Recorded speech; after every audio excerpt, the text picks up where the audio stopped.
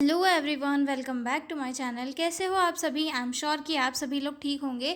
तो चलिए हम लोग आज का वीडियो स्टार्ट करते हैं। इस वीडियो में हम लोग जो है preventive and promotive aspect of maternal health वाला जो क्वेश्चन है उसे डिस्कस करेंगे। काफ़ी इंपॉर्टेंट क्वेश्चन है और मैं आपको बहुत ही सिंपल और ईजी लैंग्वेज में समझाऊंगी, ठीक है।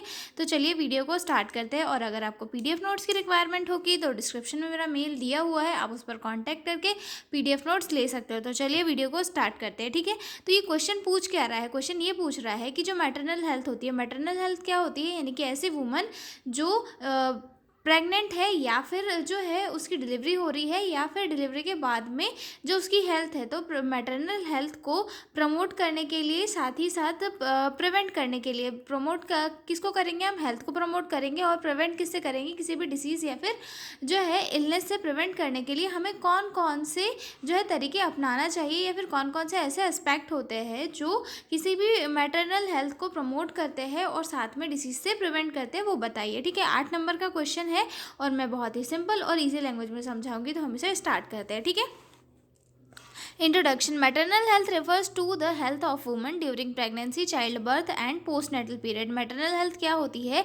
एक ऐसी वुमन जो प्रेग्नेंट है या फिर जो है लेबर में है या फिर चाइल्ड बर्थ भी बोल सकते हैं जैसे, या फिर पोस्टनेटल पीरियड यानी कि बच्चे की डिलीवरी होने के बाद का पीरियड, जो उसका रिकवरी पीरियड होता है, ठीक है। तो ऐसी जो फीमेल होती है या फिर ऐसी जो वुमन होती है उसकी हेल्थ का ध्यान रखना बहुत ही ज़्यादा ज़रूरी होता है और जिसे मैटरनल हेल्थ कहा जाता है, ठीक है। The aim is to ensure safe motherhood and reduce maternal morbidity and mortality, ठीक है।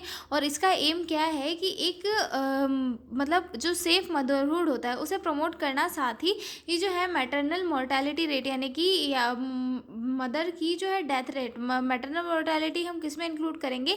ऐसी फीमेल जो प्रेगनेंसी के टाइम डेथ हो जाए उसकी, या फिर डिलीवरी के टाइम, या फिर डिलीवरी के 42 डेज तक अगर उसकी डेथ हो जाती है तो हम इसे जो है मैटरनल मोर्टेलिटी के अंदर इंक्लूड करते हैं, ठीक है। और मॉर्बिडिटी यानी कि किसी टाइप की इलनेस होना किसी प्रेग्नेंट वुमन या फिर ऐसी वुमन जिसकी डिलीवरी को 42 डेज अभी हुए हैं, तो उस फीमेल के अंदर किसी भी टाइप का कोई भी इलनेस जो है मॉर्बिडिटी कहलाता है, ठीक है। तो जो मैटरनल हेल्थ को प्रिवेंट और हेल्थ को प्रमोट करने का एम क्या होता है कि मैटरनल मोर्टालिटी और मॉर्बिडिटी रेट को रिड्यूस करना, ठीक है। In India this services are provided under programmes like reproductive child health programme, ठीक है। और इंडिया के अंदर ऐसी सर्विसेज जो मैटरनल हेल्थ को प्रमोट करे और डिसीज से प्रिवेंट करे, ऐसी सर्विसेज किसके अंदर प्रोवाइड की जाती है? चाइल्ड RCH प्रोग्राम्स के अंदर, जिसे जो है रिप्रोडक्टिव चाइल्ड हेल्थ प्रोग्राम भी कहा जाता है, ठीक है, जो नेशनल हेल्थ मिशन का ही एक पार्ट है, ठीक है। तो इसमें हम पहले देखेंगे preventive aspect of maternal health, यानी कि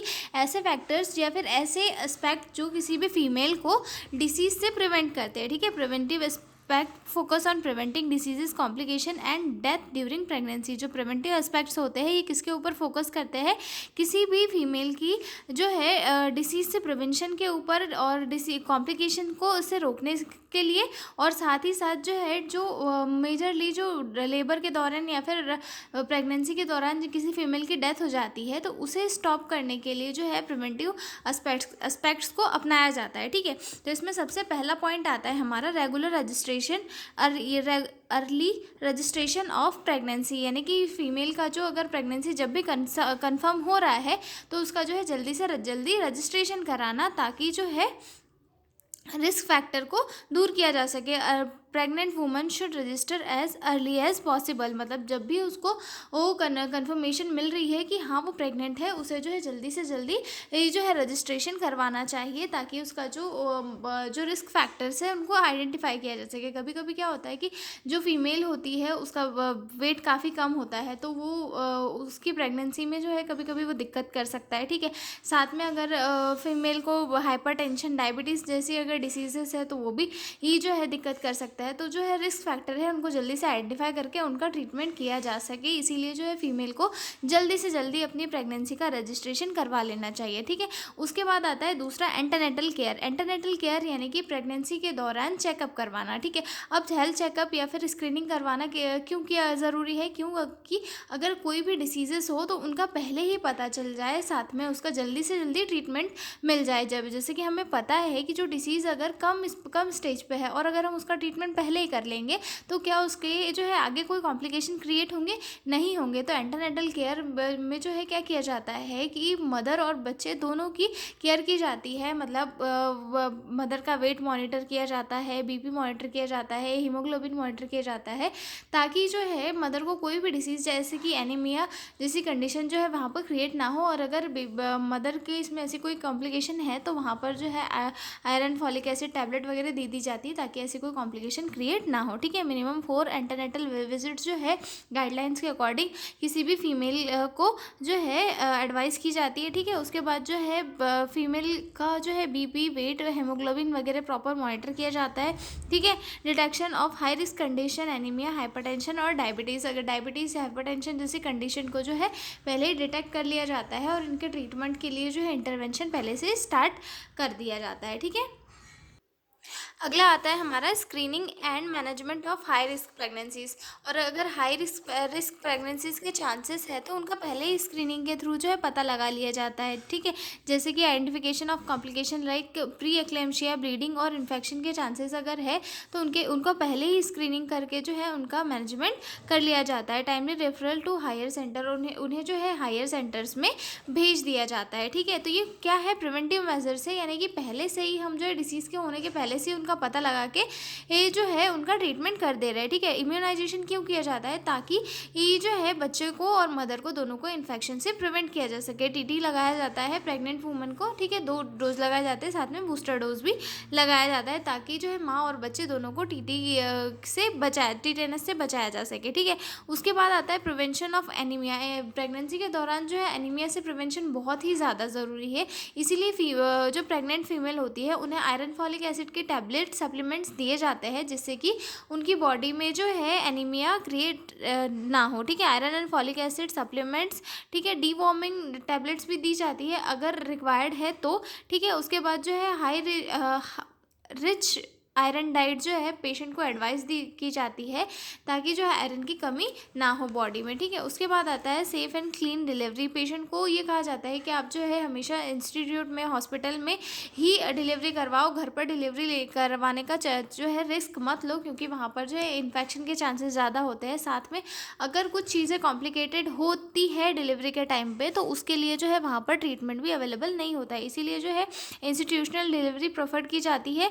साथ में जो है एसेप्टिक टेक्निक्स और यूज़ की जाती है ताकि जो है इन्फेक्शन से प्रिवेंट किया जा सके। ठीक है, उसके बाद आता है अगला पॉइंट, इमरजेंसी ऑब्स्टेट्रिक केयर, यानी कि इमरजेंसी में जो है ऑब्स्टेट्रिक केयर की ज़रूरत पड़ जाती है। जैसे कि कभी कभी क्या होता है ना कि डिलीवरी ये बहुत ज़्यादा लेट हो रही है, मतलब प्रोलॉन्ग लेबर हो रहा है, तो उस कंडीशन में क्या होता है सी सेक्शन डिलीवरी करनी पड़ती है या फिर जो है बहुत ज़्यादा ब्लड लॉस हो जाता है तो ब्लड ट्रांसफ्यूजन करना पड़ता है। तो इन सब चीज़ों के लिए क्या होता है एक स्किल्ड केयर की ज़रूरत होती है। तो हमेशा जो है किसी भी फीमेल को वो कॉम्प्लिकेशन से बचाने के लिए, डिसीज़ से बचाने के लिए जो है स्किल्ड स्टाफ वहाँ पर रखा जाता है। साथ में जो स्टाफ होता है वो सी सेक्शन डिलीवरी के लिए हमेशा प्रिपेयर होता है। Immediate management of complication like hemorrhage and eclampsia. Okay, और साथ में जो है जल्दी से मैनेजमेंट किया जाता है कॉम्प्लिकेशन जैसे कि हीमोरेज या फिर इक्लेम्शिया का। ठीक है, उसके बाद फीमेल्स को जो है फैमिली प्लानिंग के बारे में बताया जाता है ताकि जो है अनवांटेड प्रेगनेंसीज से फीमेल को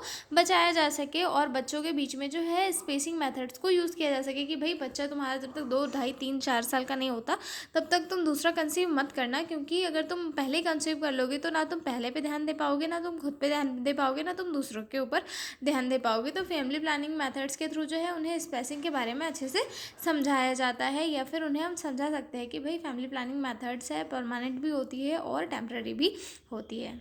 अगला पॉइंट आता है postnatal care. Postnatal care जो है किसी भी फीमेल की लाइफ में बहुत इंपॉर्टेंट होती है क्योंकि जो है 42 डेज़ का जो पीरियड होता है डिलीवरी के बाद में वो पूरा रिकवरी वाला पीरियड होता है। तो इस टाइम पे जो है रेगुलर चेकअप फीमेल को करवाना चाहिए। साथ में जो इन्फेक्शन या फिर ब्लीडिंग के अगर कुछ साइन एंड सिम्टम्स दिख रहे हैं तो उनको अर्ली डिटेक्ट करके उनका ट्रीटमेंट करवाना चाहिए। ठीक है, तो ये हो चुके हैं हमारे प्रिवेंटिव मेजर्स। ठीक है, किसी भी मैटरनल हेल्थ को प्रिवेंट करने के लिए प्रिवेंटिव मेजर्स हमने देख लिए। अब हम देखेंगे प्रोमोटिव मेजर्स। प्रोमोटिव एस्पेक्ट्स क्या कहते हैं कि मदर की हेल्थ को जो है ओवरऑल इम्प्रूव कराना, कि हमें कैसे भी करके जो है मदर की हेल्थ को इम्प्रूव कराना है, ठीक है। Promotive aspect focus on improving overall health and well being of a mother, ठीक है। उसके बाद इसमें सबसे पहले हम कैसे कैसे अब हम किसी की भी हेल्थ को जो है प्रमोट कर सकते हैं। पहला तो इसमें आता है हेल्थ एजुकेशन देकर, दूसरा उसे एक्सरसाइज के लिए थोड़ा इनकरेज करके, तीसरा जो है न्यूट्रिशन प्रॉपर देकर, ठीक है। उसके बाद जो है उसका प्रॉपर हाइजीन वगैरह मेंटेन करवा कर। तो हम इसमें जो है यही सारी चीज़ें जो है एक प्रेग्नेंट वूमन को बतानी है, पर साथ में से जो है उसे भी थोड़ा एडिशनल इन्फॉर्मेशन देनी है कि भाई तुम प्रेग्नेंट हो तो तुम्हें कुछ कुछ बातों का खास ध्यान रखना होगा। जैसे कि हम प्रेग्नेंट वूमन को क्या देंगे, हेल्थ एजुकेशन देंगे कि eating educating woman about pregnancy care, nutrition and hygiene, awareness about danger sign. उसे जो है डेंजर साइन के बारे में बताने की, प्रेगनेंसी के दौरान कभी भी अगर ब्लीडिंग स्टार्ट हो जाए तो उसे जल्दी से जो है अपने नज़दीकी हेल्थ केयर सेंटर में जाकर दिखाना है, ठीक है। साथ में जो है प्रॉपर प्रेगनेंसी केयर करनी है, न्यूट्रिशन लेना है, हाइजीन मेंटेन करनी है, सारा हेल्थ के एजुकेशन जो है हमें जो है एक प्रेग्नेंट वूमन को देना है, ठीक है।